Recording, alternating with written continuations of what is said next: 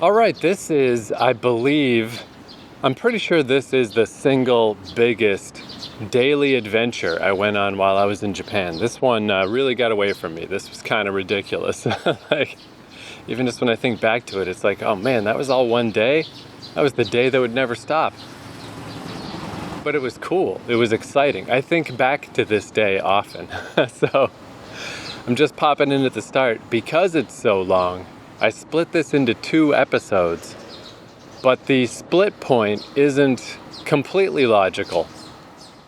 I was heading from Fukuoka to Saga, which is the next area over, trying to find a waterfall, a Chozu Falls.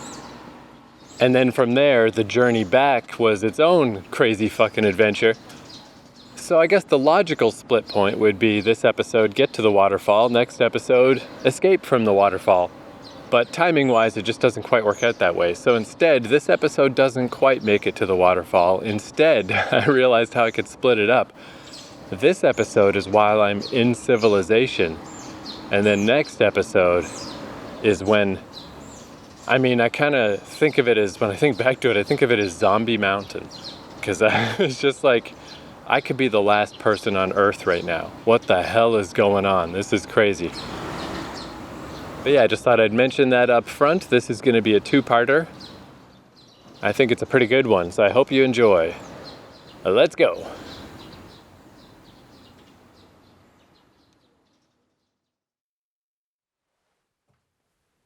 All right, let's start with the classic leaving the apartment ASMR.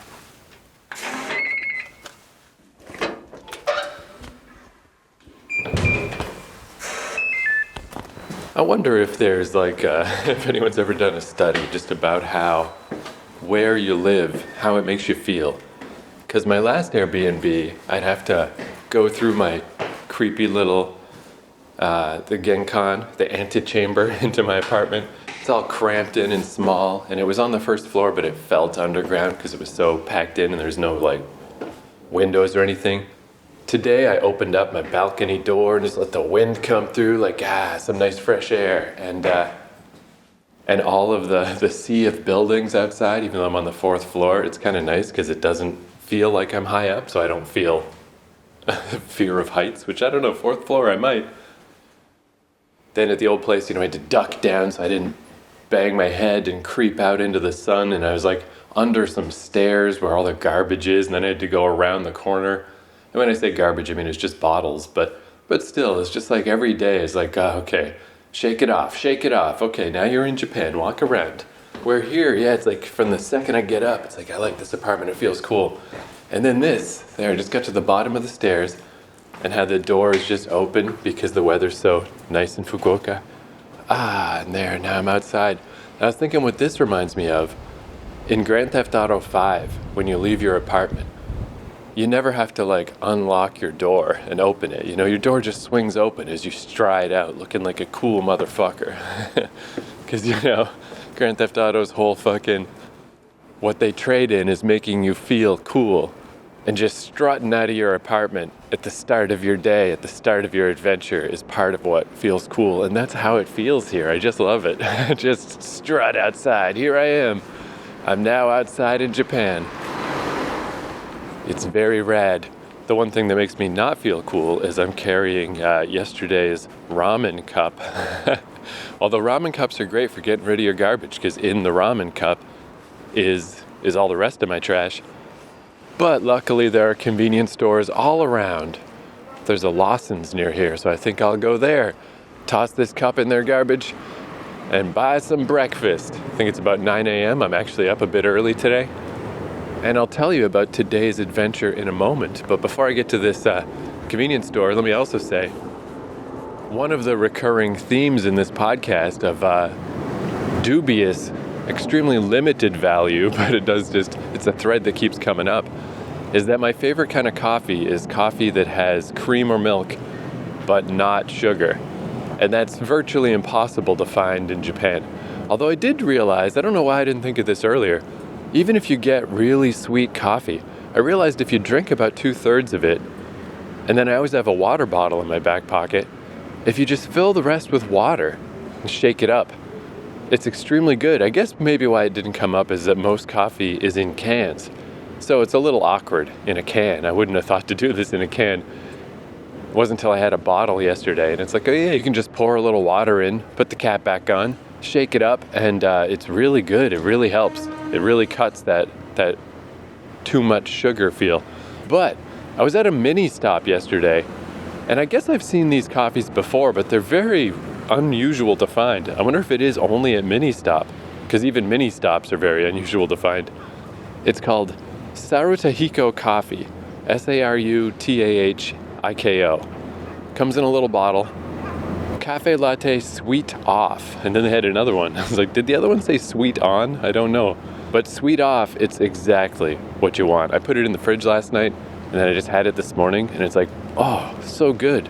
So unexpected to wake up in the morning, take a little swig of coffee, and it does no sugar at all.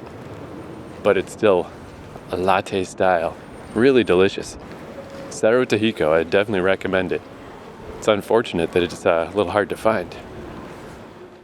But it's real good. All right, gonna go hit up Lawson's. And then I'll get you up to speed with today's potential waterfall adventure.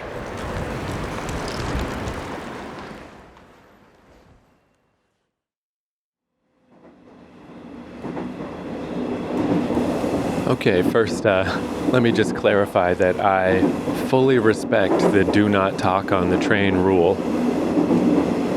However, I'm on a train, apparently a fairly obscure line, going away from central Fukuoka at, it's a little before 11 in the morning.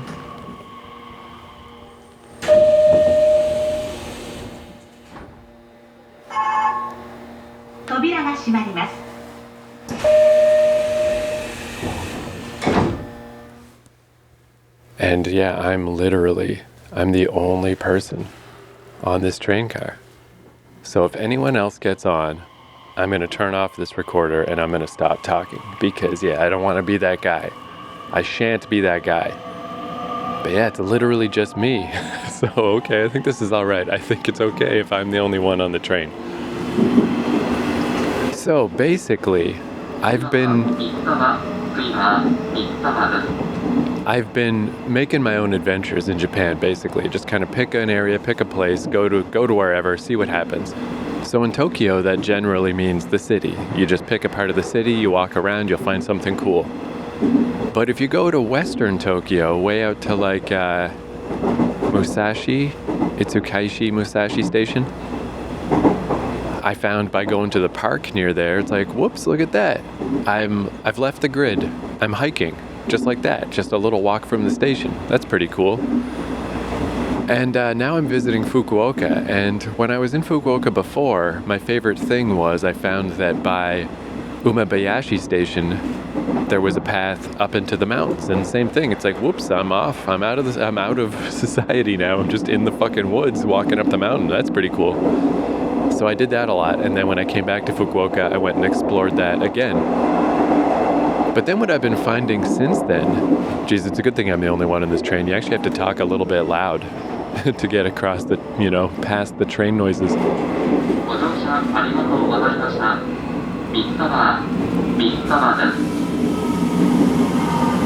But yeah, I've found in Fukuoka in specific, anybody on the train platform?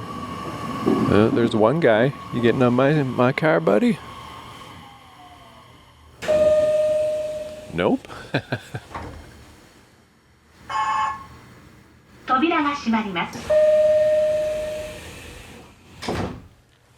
Yeah, in Fukuoka in specific, it's really intertwined with mountains and woods all over the place. It's extremely easy to just find a path, not only through the woods and through the mountains, but then you can come out the other side in another part of Fukuoka. So I did that just the other day from Daizafu, what is it called? It's the remains of the Daizafu government offices. And if you go north from there, you go into a park and then up a mountain trail. And then that was really easy, a really easy walk across a really well developed mountain where there was a kid's playground in the middle, and I found a bunch of other hikers.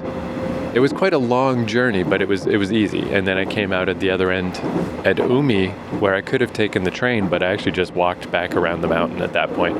So it's like, yeah, this is cool. This is a thing you can do. So yesterday, I discovered a similar thing, again, just by walking around. Yeah, here we go. Shirozuoki Park. I'm not going to bother spelling it. It's a long name for a park. But I was there and I saw a big mountain covered in trees right there. And I'm like, interesting. So I zipped out the old map, and there's the little green dots of a walking path on Google Maps at Shirozuoki Park. And I was looking at it and I'm like, cool. If you follow this straight through, you pass Kusembuyama Observatory, Ochozu Falls, and then you get to Nakabaru or Tosu Station on the JR line. So it's a similar type of thing. But, woo, fuck, there's a train going by next to us. God, it makes a lot of noise. But I didn't realize the relative distances because I'm just zooming in and out on a map. It's a bit abstract. So then I looked at it a little closer and I realized, oh, that's triple the size of the journey I did the other day. And with a...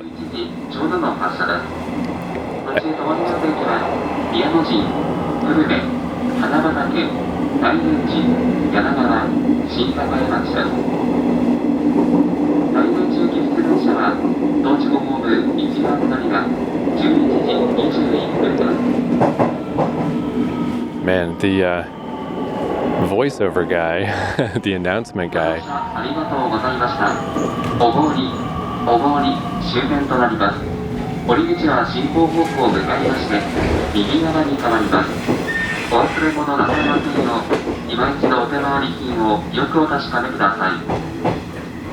The voiceover guy just said an excessive amount of things. So hopefully this train keeps going where I want it to go. But that usually means this is a place you can get off and take a bunch of transfers. So fingers crossed, we'll see.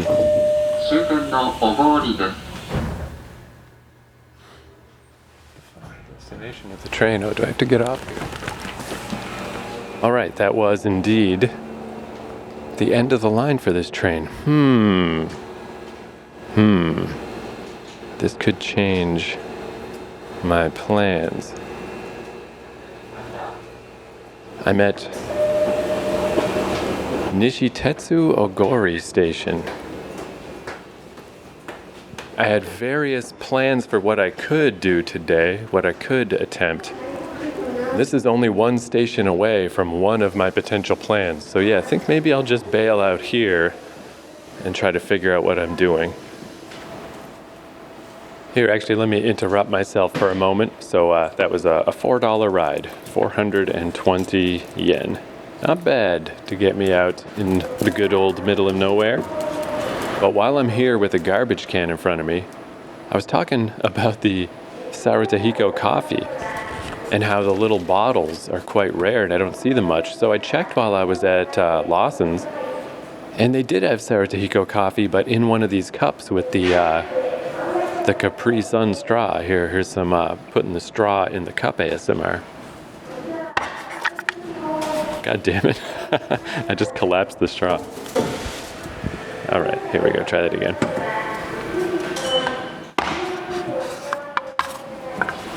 Pokey. So yeah, they have them in these cups that are not as convenient as the bottles for me because you got to drink them and throw them away right away. But with the bottles, it was the brown one that had no sweetness and the white one that did. So here in the cups, there was the white cup and the brown cup, and I'm like, okay, presumably that's the same. But deep in my memory, it's like I think I tried this before and I don't remember it being non-sweet. So let me pull out the phone. Let me just take a moment. It wasn't too busy in that convenience store. Let me amble my way through translating, and for some reason in the cups, the white cup is the non-sweet, and the brown cup in this case was cocoa. And I think that maybe is what I had before. So this time I've got the non-sweet Cerro Tejico coffee in the straw cup, which is the white one for no good reason this time, but let's see, let's try this out.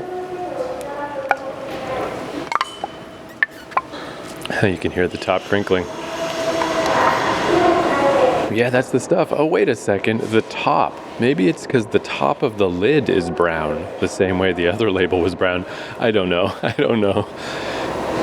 I think in this case, Google Translate is your friend. There's not a lot of English on this bad boy, but it's so good. It's worth it. It's worth fighting through. Cerro Tejico coffee. These are really fucking good. But okay, I'm going to drink this here so I can throw it away while I'm by garbage. And then we'll resume our journey.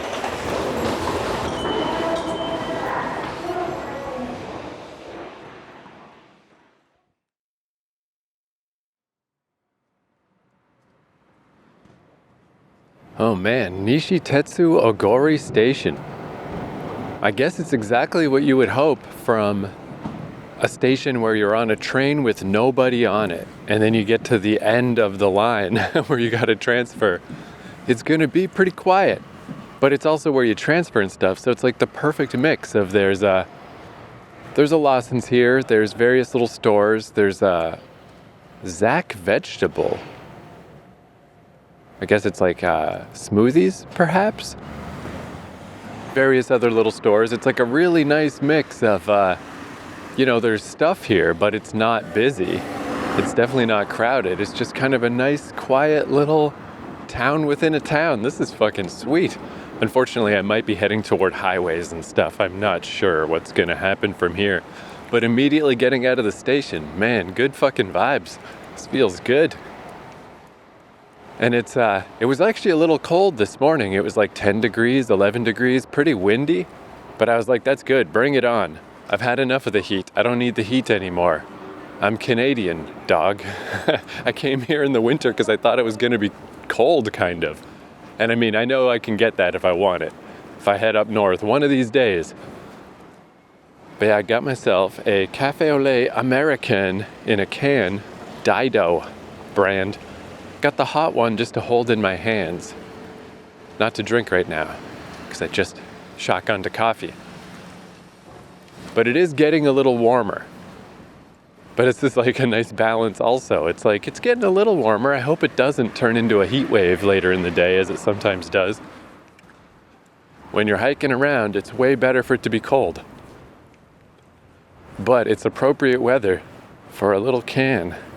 A nice warm can in your hand. I know I've said it before, but this was kind of my little dream. You know, if you only have very small dreams in life, it's great because then you get to achieve them. When I was here in 2019, it was early summer and none of the machines had hot drinks. You could get hot drinks sometimes in convenience stores, and I got hot teas sometimes. But obviously it would be crazy to get a hot drink when it's blazing hot. Turns out in Fukuoka, it's kind of crazy to get a hot drink anytime, apparently. It doesn't get very cold around these parts. It's early December and it's still super warm. This could be a weird year too, though. I mean, I don't know, obviously. Only ever been to Japan twice.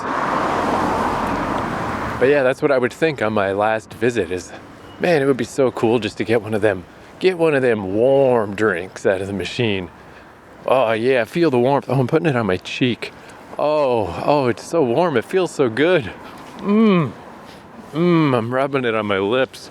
Oh, and my other cheek. Fuck, it's so nice. It's like I'm giving my face a little massage with this warm coffee can. Oh, bro, it's so good. Yeah, like I was saying, dude, have tiny dreams. Have tiny dreams and they will come true. Okay, I appear to be walking in the right direction, quote unquote right direction, because one thing I've learned many times in Japan, and today it's like I'm just feeling it coming, I'm feeling the lesson coming again, is if you try to take a direct route somewhere, you know, having Google Maps now, because my old phone, Google Maps was not very reliable, Now that I got it on me, it's certainly better. But it also backfires on me sometimes where it's like, okay, I'm here. The thing on the map is there. What's the closest point to that? And then I'll walk toward it. And the number of times that works in Japan is definitely less than 50%. It's unlikely to work. Everything is so much more complicated and confusing than that. And in this case, the fact that there's like a waterfall, obviously I gotta find the path. I gotta find the forest walking path to get to the waterfall. And I think from the other side where I first noticed, it seemed to be, who knows? Again, it's hard to tell till you're there. But it seemed to be a pretty direct route. But it did go on and on, past not one, but 2 golf courses, which extra kind of made me not want to bother doing it because it is obnoxious when you're just trying to hike along and a golf course gets in your way. It's a significant fucking obstacle because they don't want hikers just cutting through the golf course. So the one that I found on Mount Aburayama had little fences and stuff all around it and was a real pain in the butt.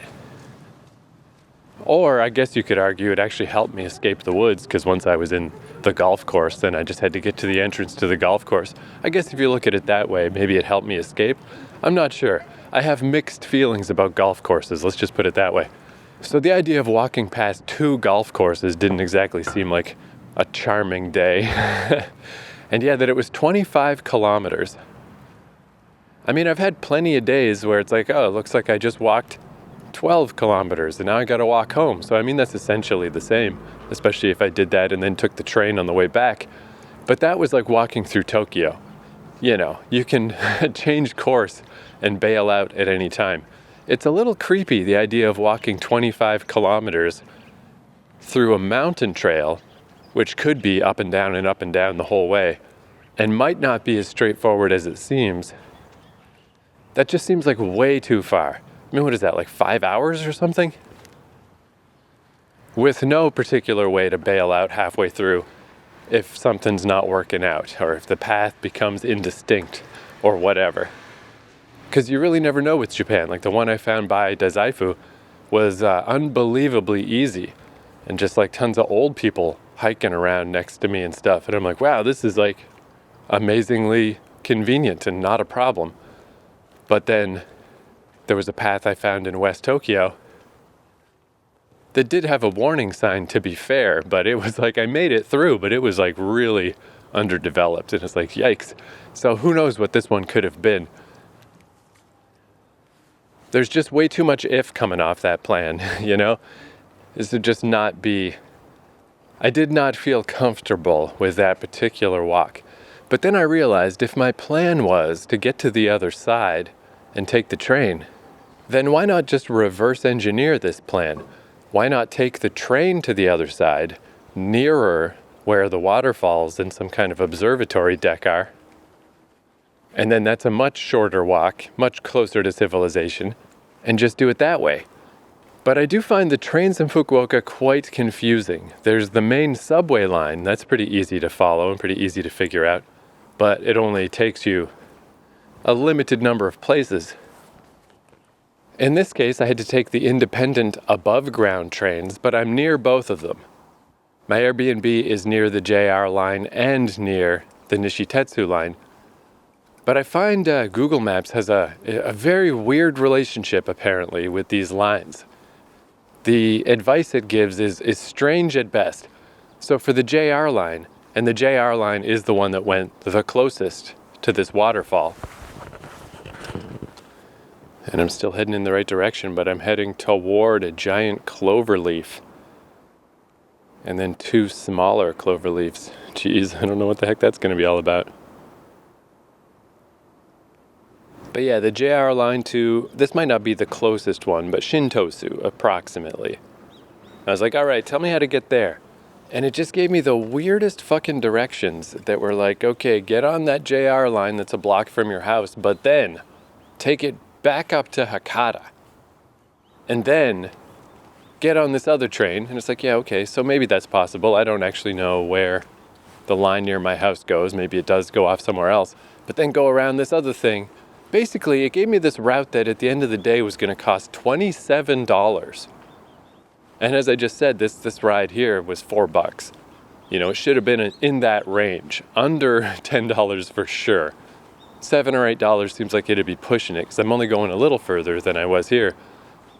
$27, like I don't even know what you're talking about. How is that possible? What is going on? Never mind, JR. I don't know what's happening. Fuck you then. So the other one, the Nishitetsu line, that one was a lot more clear.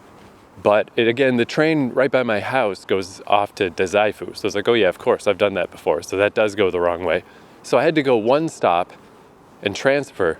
So instead I was like, it's just one stop. I'll just walk to that next stop, take care of that part of the journey, you know, so I don't have to try to figure out a transfer at the station. I can just arrive at that station and start from there. But then when I got to that station, it was, I think there was 4 different lines maybe. But I mean, there's one that's just heading into Tenjin. It's like, okay, I know for sure I don't want that one. So the other side of the station was going the other way. But then I believe there's 2 different lines heading away from central Fukuoka. And I did write down ahead of time which one I wanted, but the signs weren't in English. So it's like, I gotta figure this out. But just as I was arriving, a train pulled in. And the other person waiting did not get on that train. But I was like, I don't know, whatever. I don't want to just sit here and try to figure this out and then have to wait for the next train. Let's just get on this train and see what happens. Like, fuck it, you know? Worst case scenario, if I see my little blue dot going the wrong way, I'll just get off and start over. All right, not unexpectedly, I'm at a slightly busier road. I'm not at the giant cloverleaf yet, but yeah, there's immediately absolutely no pedestrian access, which is probably good. It's not even letting me get remotely near the giant cloverleaf. But yeah, I'm definitely in highway town now. This is gonna get a little tricky. So, all right, I'm gonna try to, that's the other thing. I don't have to try to walk to the waterfall from here. Actually, from here, the closest thing might be to actually go over to the JR line and just hop on it from here. I think that's what I'm gonna do. It looks like Tashiro Station is not so crazy far from here. But yeah, this is, again, this is just car culture time, not good walking time. So I should shut this recorder down while the loud traffic is around. But yeah, briefly speaking though, the train I got on luckily was the right one. I could just watch my little blue dot, keep going in the right direction. And then the only thing that went wrong is, as I recorded it in real time, is I wasn't sure, since the Nishitetsu line never actually gets too close to where I'm going. It kind of circles widely around it. My plan was to go a little lower down.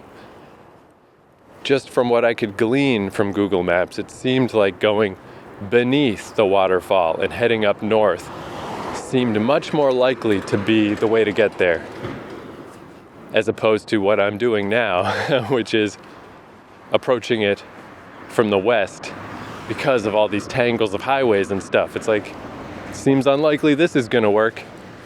And now that I'm here, it seems, extremely unlikely this is gonna work. But since the train didn't go as far as I was hoping it would go, I could have stayed at that station and tried to determine which transfer to get onto. But again, none of it was gonna take me really anywhere that I especially wanted to go. So I was like, let's just try this. This is just among my bad options. But yeah, I think if I walk over to the JR line, now I can take the JR line just a few stops. Yeah, this is something that's been happening to me a fair amount in Fukuoka. And it would probably happen to me more in Tokyo if I took the train more. But this idea of kind of maneuvering the train system into being a little easier, like as long as you have time. If you're in a hurry and you got to figure out all the transfers and stuff, that's one thing. But since I'm not in a hurry, I'm just moseying around, you know? This is cool. Like the other station I was going to stop at was by a big river. So I was like, that might be neat. But then I got off here and I'm like, this is neat too. What a beautiful little place. It's all the same to me.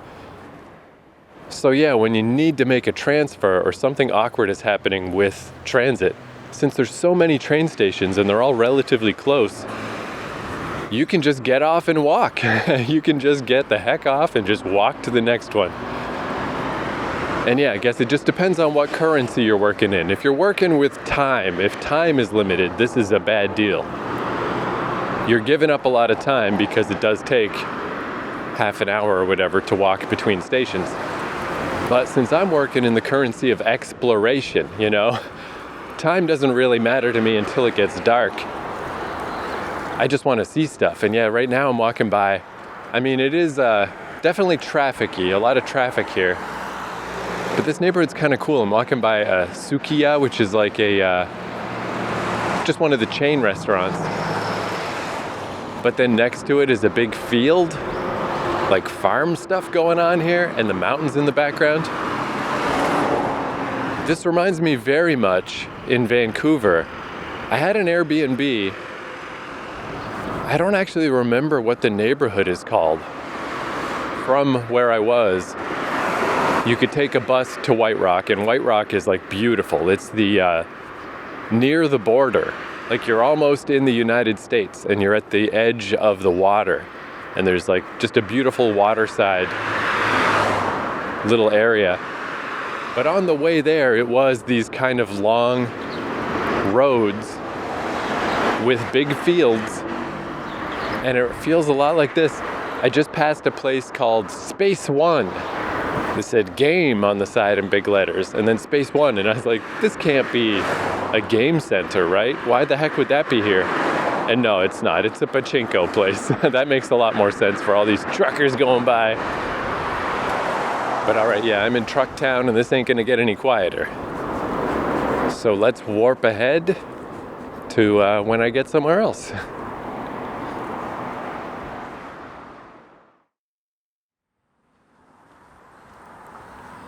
There's a slightly funny little thing that just happened.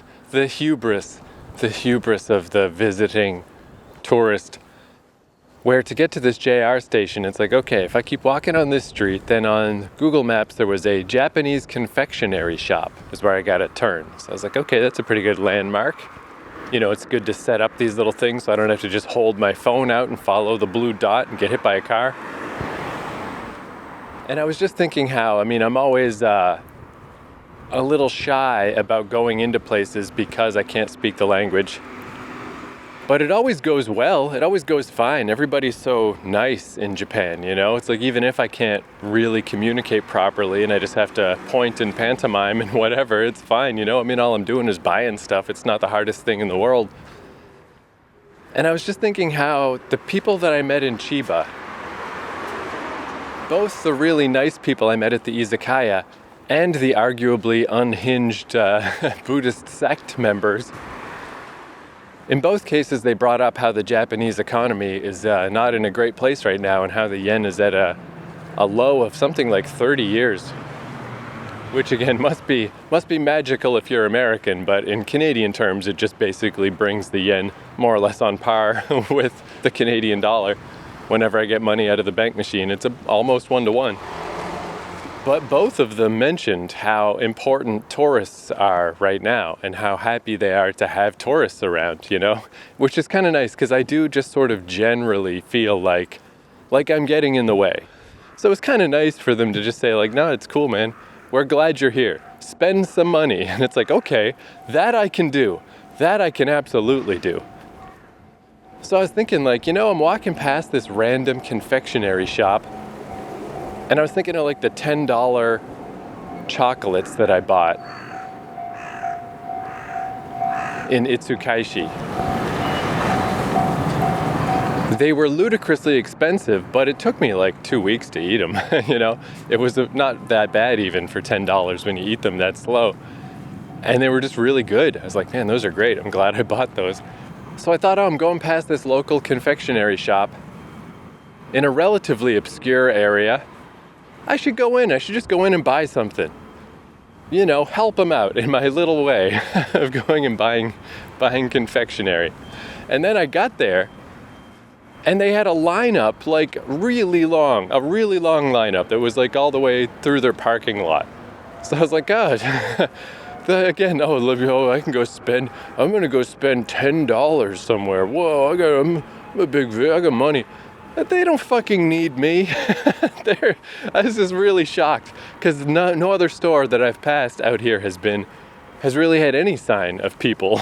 So necessarily. So that was surprising. It's like, holy shit, that's a lot of people. And I'm kind of glad I didn't stop anyway because I need to piss crazy bad. I should not have just drank that whole coffee at the station like I did. And unfortunately, this was my hope. I was like, oh, when I get to the train station, I'll just take a pee there.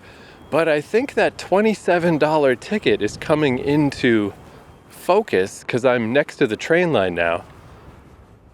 And this is no big deal. I can just walk it. I was only going to go like 4 stops from here. So it's like, yeah, that's fine. Maybe I'll just walk. And in fact, I think I will indeed, because I saw a train go by each way and they're that bullet train shape. These are not normal trains. So that makes sense. That's why Google Maps told me, go back to Hakata, because that station near your house, that's a normal station. That ain't what you're asking about, boyo. You're asking about the bullet train line. And if you want to go a little distance on that, it's not going to be $5, it's going to be $27. This is a different breed of train. And yeah, I don't even know, I've never done this before. I don't know if I even could use my IC card. I don't know if you got to buy these tickets separate. I know nothing about this. Walking by, I mean, it's an unmanned station and it has the little pass card thing. It looks like the normal, like I could just use my Suica card to tap and get in. But frankly, I don't want to I don't want to learn about that right now, especially if it's going to cost me a big whack of money. I'm not that far. I can just keep walking. But yeah, this local confectionery shop, I am curious what it is that they make because they had it looked like a little charcoal stove going out front. So whatever they're making, it looks like it involves grilling up something that is very popular. If I didn't have to pee so bad, it would be kind of neat to go wait in the line. But even then, that's where, at least in a storefront capacity, you can just pick up an item or point at something. That's a good example of where not having any Japanese would be tough. Because what do I say when I get to the front of the line? Just whatever's happening here, allow it to happen to me? How do I even express that? What if there's more than one option? I just don't know anything about what's going on. So I don't even know how to say, I don't know anything that's going on, so just give me whatever you want and I'll pay you for it. I don't even know how to express that. But it was a neat little scene. I love that when it's just not at all expected. Just in my mind, in my fucking arrogant mind, I'm like, oh, this poor little store. This must be a poor little store. Just hoping. Just the little match girl works in there and she's just hoping someone will come in and buy some candy. And then it's just a giant lineup. It's like, you fucking idiot. Don't act like you know what's going on in this country, because you don't. You don't know it all. All right, well, now I got a little walk ahead of me. Hopefully a conveni shows up just so I can use their washroom. But yeah, that's one thing too. Even that bullet train, if it is in fact a bullet train, maybe that's the wrong designation. I don't know what the different grades of trains are. Because I didn't know trains like that stopped at intervals like this. I thought the whole point was that they just go super fast and only stop at major places. But whatever this train is, it is stopping pretty often. And that station was so little, it didn't have a washroom. So it wouldn't have served my purposes for peeing anyway. So maybe it's not a bullet train, but yeah, Google said it was going to cost $27. So I don't know what the heck. I just don't know. I don't understand the train system in Fukuoka at all. I just still don't know what's going on.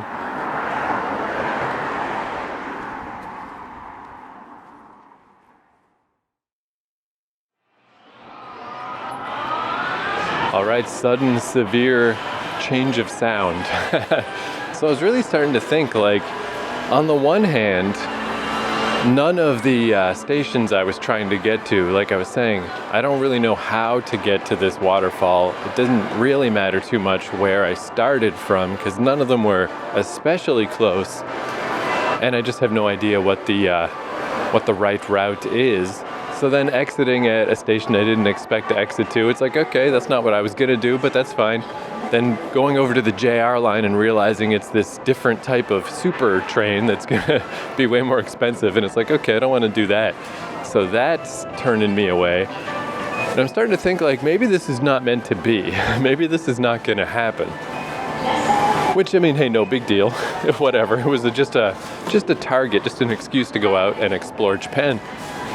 Then I walked past this mall, and yeah, I was thinking like, maybe this will just be a mall day. Maybe fuck this plan. Maybe this is enough signs that this ain't gonna work. I gotta recalibrate, try again later, or whatever. But I just came into the mall, and I mean, it's nice. That was a game center I was at. Now I'm just going down the escalator and out the front doors, because, once I got in here, it's just like, no, Australia style. No,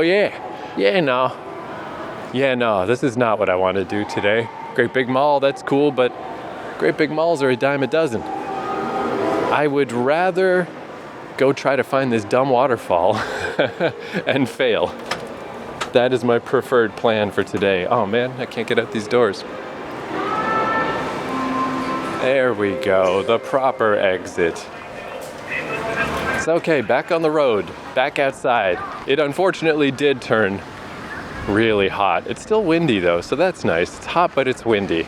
That's not too bad. But trying to figure out what to do with my layers. This is the catch-22 of Fukuoka in December. I need these layers. Later on, it's going to be cold as fuck. But right now, they are far too many. What I need are capsule clothes. Like in original Dragon Ball way back in the day. I don't know if they kept up with this. But things would be in capsules. Just little like cars and boats and stuff. You just throw the capsule and bow, it gives you what you want. I need a capsule coat. However, I do not have a capsule coat. So I guess I'll just have to sweat my dick off. For now. Man, there are some weird stores in these areas that are... Like now I'm a little less on the highway with all the big trucks. Now it's more just medium trucks, but it's still a lot of traffic, but there are also a lot of houses. It's like a combination now of residential and vehicular traffic. So you get a lot of big stores, great big stores that take a whole block. And some of them have such weird names. I'm passing, I mean, apparently, it's supposed to be Good Day. I don't know what they sell. Big store, good day, tax-free. But it's spelled Gooday. It's Goo Day. That definitely says Goo Day. It's like so close. I get what you're going for. Oh, good day. What a good day. Let's go purchase products. What a good day for buying things. But it's Goo Day. That is totally Goo Day. The D is even capitalized, so it's Goo Day.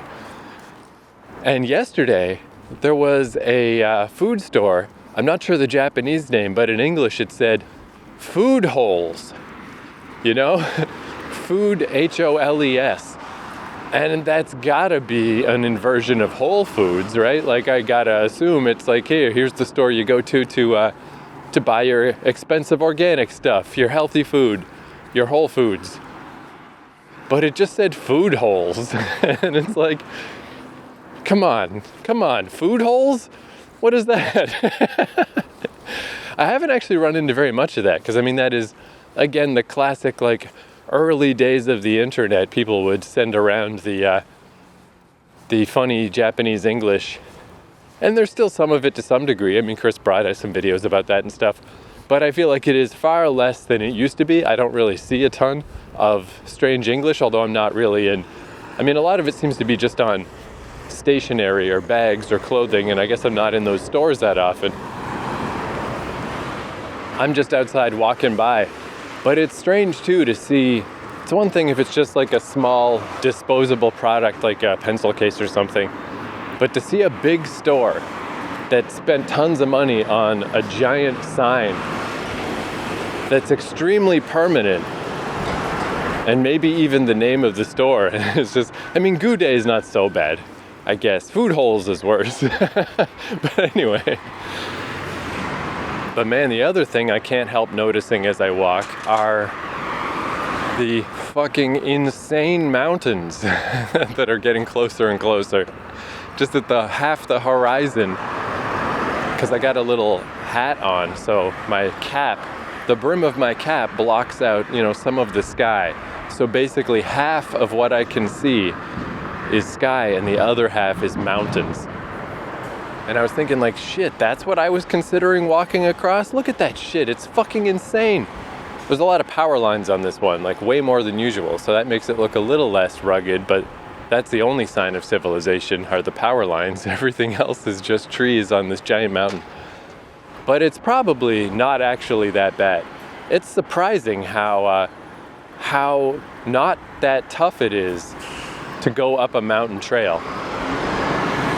Because you just don't notice that much when you're on the actual mountain and you're going up the trail and there's trees all around you. You can't really tell where you are. You don't get that grand overview like I have from a distance. You're just in it. You're just on a trail. And once you get into that rhythm of just walking up and up and up, you just get used to it and it's no big deal. And next thing you know, you're on the top. But from the looks of it, this would in fact be one of those, you go up, then you go down, you go up, then you go down, you go up, then you go down. It would not be a 25-kilometer hike across flat ground. It would be constant up and down. But I guess I still do think it's the distance that's the real problem. Because yeah, it looks epic from here. It's like, fuck, how could any human ever, how could you ever get up that mountain? But in reality, it takes like half an hour, 40 minutes or something. I'm always surprised by how fast it is to get up a mountain. But yeah, the non-stop walk across is still, if I'm ever back in Fukuoka in the summer, then maybe when I got a lot of daylight. Ooh, yeah, now that I've just like passed beyond some buildings, I can see a little further. So yeah, I can just see the mountain range going on and on and on and on and on and on.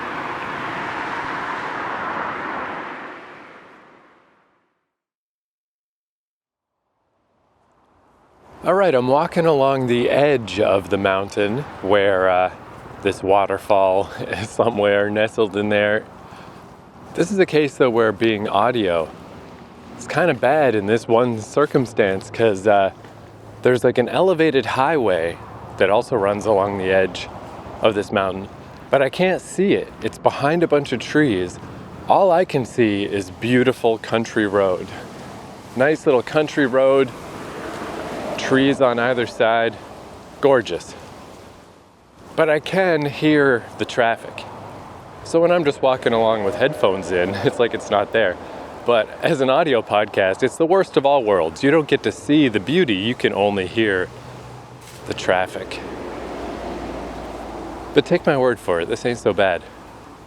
So yeah, at my first opportunity, I got off that main drag with all the trucks, headed here toward the mountain. And there was a little mountain road pretty much right away. And I started going up it, but it fell into disrepair really fast. And on Google Maps, the only thing, it's hard to say Google without saying Goo-goo. On Google Maps, the only thing that was listed between where I was and the waterfall was a shooting range. So I was like, even if this fucking worked, this is probably not the best place for me to be cutting across. Let's not. Here's another road into the mountains. Just the classic, 2 tire tread ruts dug into the fucking ground heading up into the woods. So yeah, instead I'm gonna walk along this little paved road next to the big loud highway. And eventually, it leads to a real road on Google Maps that heads up into the mountains and over to a campsite. And then, presumably, There's not a clear route to these waterfalls, but from a campsite seems like a pretty good starting point. So who knows, man? Maybe I'll pull this off after all. You never know. But I did a little science, a little exploratory horticology on my way, which I sadly do not have an answer for. But I've been seeing a lot of trees that I believe are lemon trees.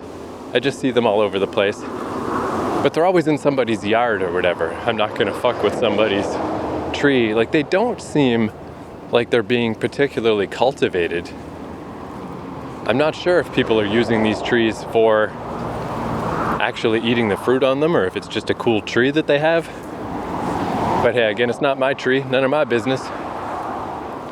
Here we go, coming up closer to the highway. I can see it now. But walking from that other highway to this mountain adjacent highway, the in-between point was just country roads. Take me home to the place where I belong. Southern Fukuoka, Mountain Mama. Like nobody, total country road. And I found one of those lemon looking trees. And it wasn't near any houses or anything, completely unaffiliated tree. So I thought perhaps I can do an experiment here. Man, here's like a gate. It looks like a cemetery gate or something, but the gate itself is torn off. And there's really nothing behind it. Strange, anyway. It's like they just started tilling the earth a little and just immediately gave up. But yeah, I don't know shit about lemons. I'm from Canada. We don't have no lemons. The only reason I even know lemons grow on trees is The Simpsons. Their battle with Shelbyville over the lemon tree. So I was like, let me try one of these. Let's see if this is a lemon. So I pulled one off the tree, and it was a little tough to pull off, so maybe it's not ripe. I mean, it is December. This can't be the time. I don't know. I mean, yeah, maybe it's in the spring, but they look so big and full and like finished. But it was tough to pull off the tree, so probably not. And then as I opened it up, everything looks lemony. But it tasted exactly like grapefruit. So maybe that's just what an unripe lemon tastes like. Maybe an unripe lemon is bitter. But I guess the reason I wanted to do this experiment is because I'm always surprised how many fruit and vegetable there are in the world that I just have no idea about. These things that it's like, what even is that? I bought bitter melon from the supermarket in my hometown once and tried to cook with it. Yikes. If you don't know how to make a proper recipe out of that stuff, it is well named. It was inedible. But like dragon fruit and stuff, there's just like a surprising amount of stuff that is just completely uncommon in North America. And I don't know, I just assumed like I'm an adult. Surely I've heard of all the fruits and vegetables. And then you find out there's all kinds of weird fruits and vegetables that are not at all familiar to me. So maybe this is that, you know? Maybe this is a lemon-looking fruit that tastes like a grapefruit. Or maybe it's just an unripe lemon. I don't know. Yet another thing. If I had an internet signal, I would just start researching it while I walked. So maybe it's better that I don't. It's not so bad not having internet, because you can't do shit like that. But yeah, I have no idea. But I was glad to get to finally do the experiment on just a random tree in the middle of nowhere. So I'm not that horrible guy fucking with someone's lemon tree in their front yard, which I of course would not do. I would just let the mystery remain, because I mean, I've come to no conclusion. I've learned nothing. But hopefully I'll remember to look it up later and maybe I'll learn something. Hopefully at some point in this journey, one of these roads is not covered in giant trucks, but who knows, maybe I'll turn onto the mountain and it'll somehow be a mountain trucking route. If I do make it to the waterfall, maybe it's the waterfall where all the truckers go to hang out. It's just been kind of non-stop trucks all day. But I guess when you throw a dart at the middle of nowhere and decide, that's what I'm doing today, I'm going there, there's a better than average chance that you're, gonna go somewhere that's not exactly pedestrian friendly and is in fact the land of the trucks.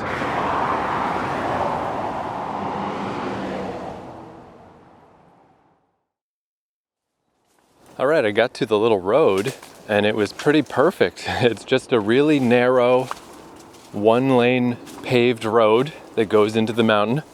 And then pretty quickly, there's also a barricade. So it's paved, but you can't even drive a car up here at all. So no worries, it's just for me. And yeah, this paved road seems like it just goes up to curve around. It goes in between those campgrounds and some kind of fishing pond. So I was like, wunderbar, I'm definitely gonna make it. This is no problem.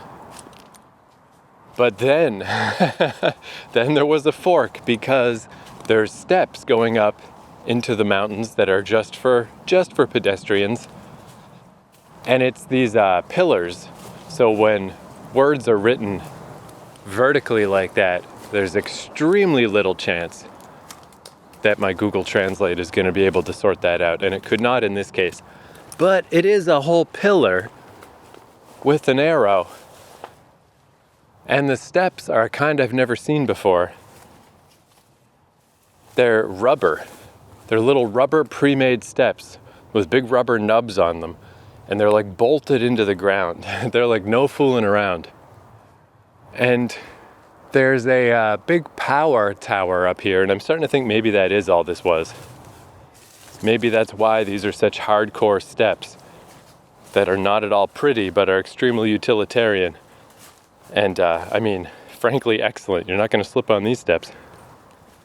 So if I had to piece together what's going on here, maybe it's just for that power tower. I think that probably is how this started. The power people were like, we need to go do maintenance on the tower sometime, so we got our steps, boom, boom, boom.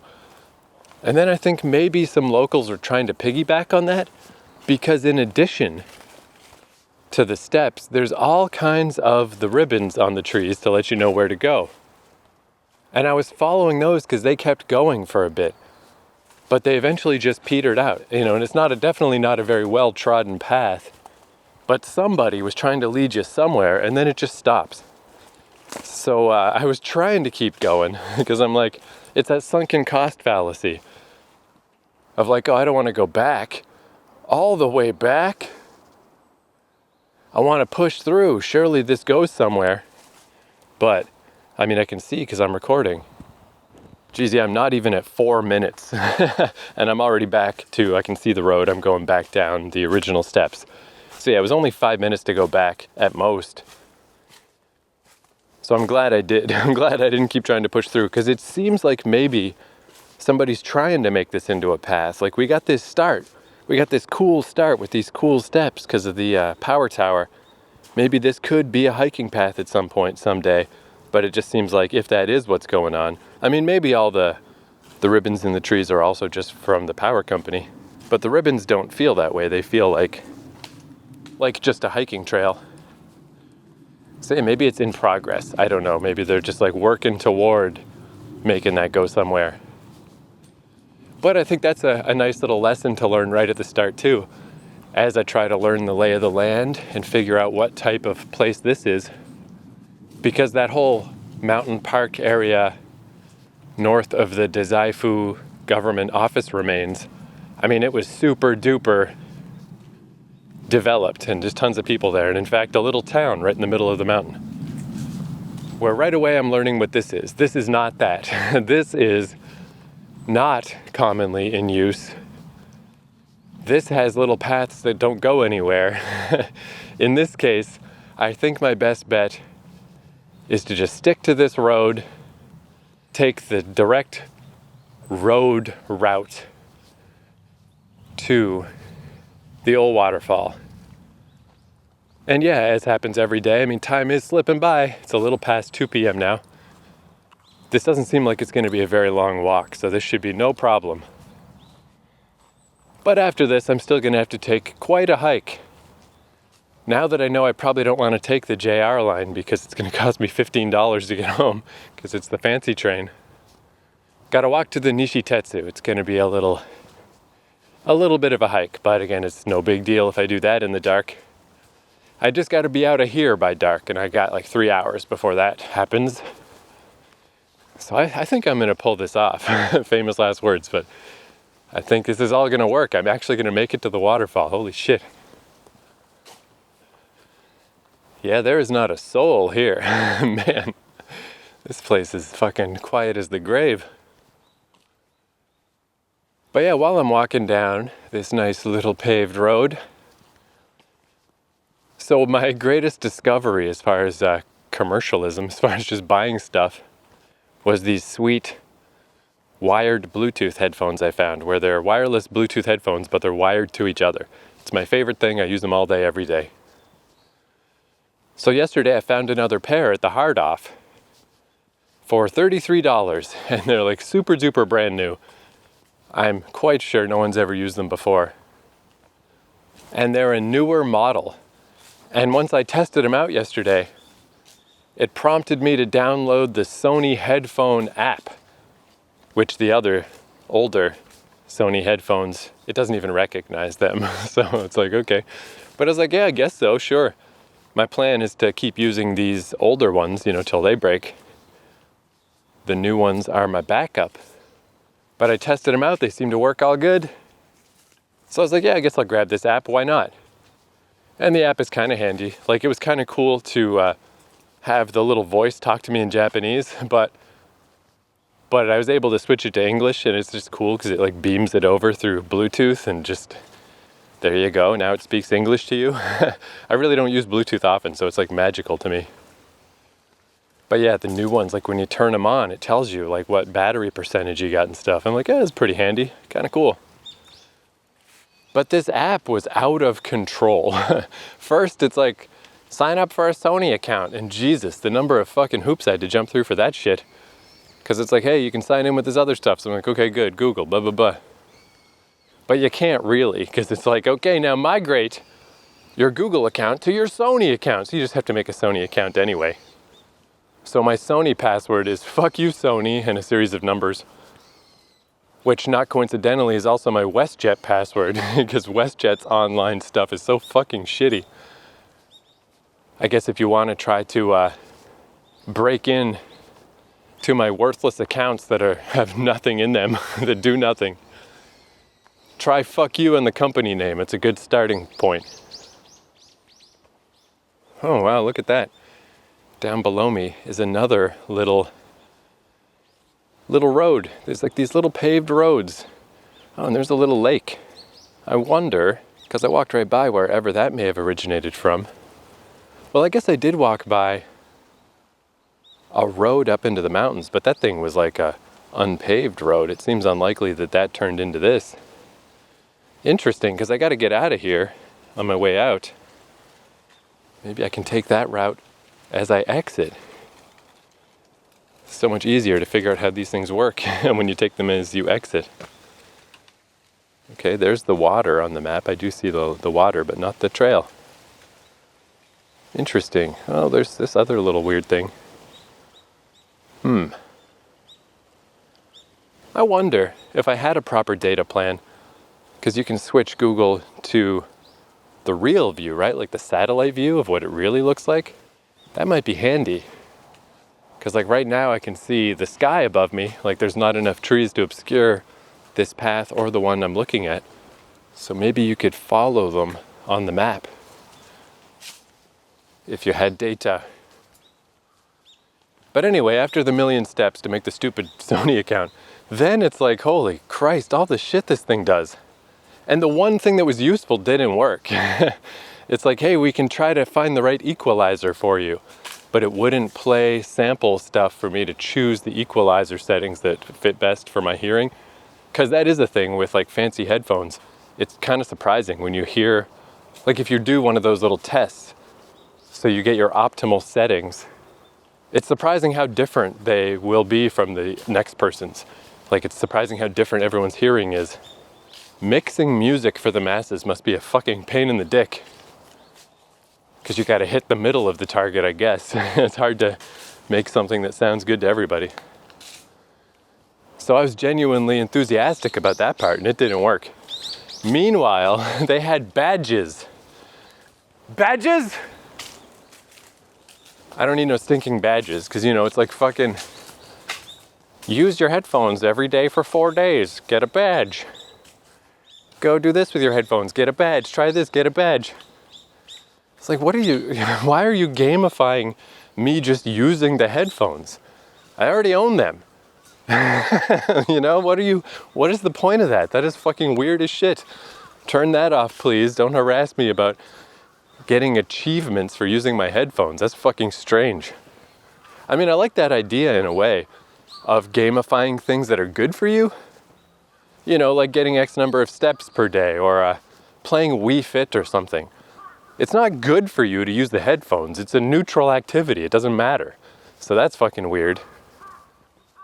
And then they had some kind of setting for like 3D audio. Do you want to try the 3D audio? Here's a test sample of how amazing and immersive it is. Oh, here's another side path to nowhere. I've learned my lesson, so I'm not going to go up it, but let's see if I can read this sign. Oh, ladybug. Hey, ladybug. Water source irrigation protection forest. Fair enough, I will continue to protect it by not going there. But yeah, I remember with this like 3D audio stuff, I remember in the 90s, there's a thing called Q sound. Hey, you know, Madonna's new album is mixed in order to take advantage of Q sound.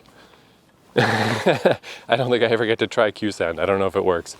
But anyway, I was like, I don't know. Okay, I don't know what this is, but I guess I'll try it. But it's like, all right, all you need is this additional app. Choose one of these four, all four of them. I'm like, what even are all these? There's not like an official one. I don't care about this anymore. Leave me alone. But then the final insane thing that, this really, I don't know about this. So when you buy Sony headphones, they come with, you know, replacement little rubber nubs that you put on the end. And there's 3 different sizes, and I always just swap for the biggest one. But they were like, oh, you know, some people, their ear canals aren't necessarily the same. Maybe you don't need the same size in each ear. Highly doubtful. I'm dubious of that. That it's that precise, that your one ear is just a little bit different. But it's like, we can do an ear canal test. And it turns out it was, in order to do it, I needed the super surround, whatever 3D sound thing, which I was not going to bother with. But I did just start it off to see, like, what are you talking about here? And it's like, now take pictures of your ear canals and then we will analyze them. It's just like, will you get the fuck out of here? This is insane. The other headphones I bought, all I had to do was just learn to hold the power button so that they're in Discover mode, and then I can pair them with stuff. The end. These new ones, what in the fuck, dude? It's a whole world of like, now scan your ball sack and we'll make sure that it vibrates in accordance with the, like, get the fuck out of here. What is all this shit? Settle down, Sony. And I definitely didn't need an account for this. I guess the account is because it can track your usage. Find out when you use your headphones during the day. Do you most use them in the morning? Do you most use them at night? You can track your usage history and back it up on the server. Who the fuck cares? Who gives a sweet shit about that? What the fuck are you talking about? Like, is this one of those cases where they've got people in Sony that, you know, it's hard to fire people from Japanese corporations, you know? You tend to have a job for life unless you really fuck up. So if they're fed up with you or they kind of want you to quit, they just put you in a corner and make you do rote nonsense. Is that what this is?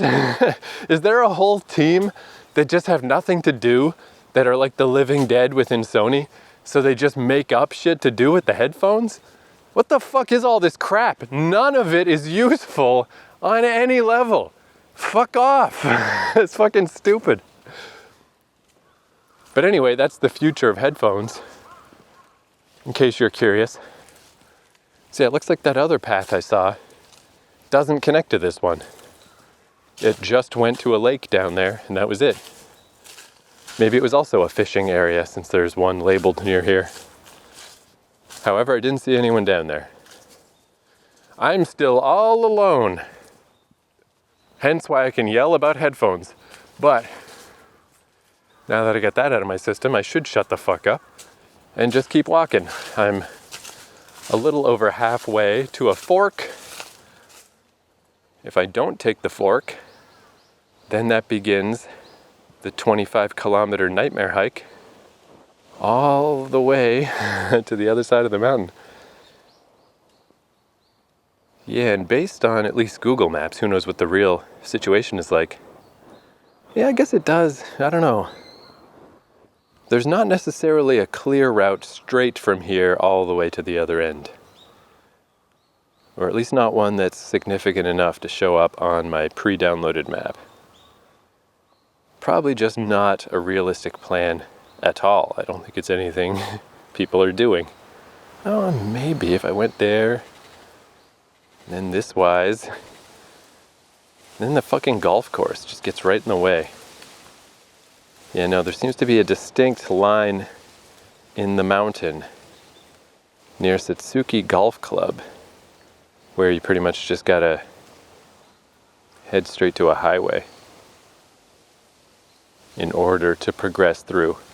Who knows? Yeah, could be more significant stuff in there. But again, it'd be cool if I lived near here and I could just like pick away at it just every day, just a little bit further. Oh, let's try this now. Let's try that. But I only got a few more days left in Fukuoka. This is not my future. But still, just so goddamn fascinating. Like, man, I wonder how similar it is in other cities. Like, I wonder if Fukuoka is unique in this way. Probably not. I mean, Japan is super mountainous. If anything, it's probably just Tokyo that's the unique one that is just like relatively flat and mostly just a lot of city. I bet most places in Japan, you're only a hop, skip, and a jump away from a cool mountain to hike in. And in Fukuoka, they're just fucking everywhere. It's fucking wild. But anyway, yeah, so, holy fuck. That's actually kind of impressive. I walked right into a spider web that was across here because I was looking at my phone. But it wasn't like a web, it was just like a string across the path with a little lower string. Like maybe this used to be a web. But there's no spider on it right now. There's not like a web part, it's just a string. And I mean, I guess I knew how strong these are because it's got a bunch of sticks and twigs and stuff in it that it's easily supporting. But I just walked into this thing with the brim of my hat and like pushed through and brushed it off me and it didn't break. It's fine. Like you could feel the heft of it. Let me touch it a little because yeah, again, this thing is not, there's no spider currently residing here. Wow, yeah, if you touch the spider web with your hands, it just feels like a string. Oh, and look at that. It's like, it looks like one big strand, but it is multiple. And it's a little sticky, but not very. It's like, my God. It's like, it feels like it's a little less strong than a strand of hair. Yeah, I see. And then up where it's connected to the tree, that's where you can see that it's actually like a whole bunch of strands. Like 1, 2, 3, 4 major strands. And each of those strands has a little bit of strands within it as well. Wow. I cannot believe how strong these spider webs are. I don't think they're this strong in Canada. It just feels like a piece of string. That's fucking crazy. I've been fucking with it quite a bit and it's not even remotely close to breaking. That's fucking cool. So I guess walking into a spider web is actually quite instructional. But I should pay fucking attention now, so I'm gonna do that.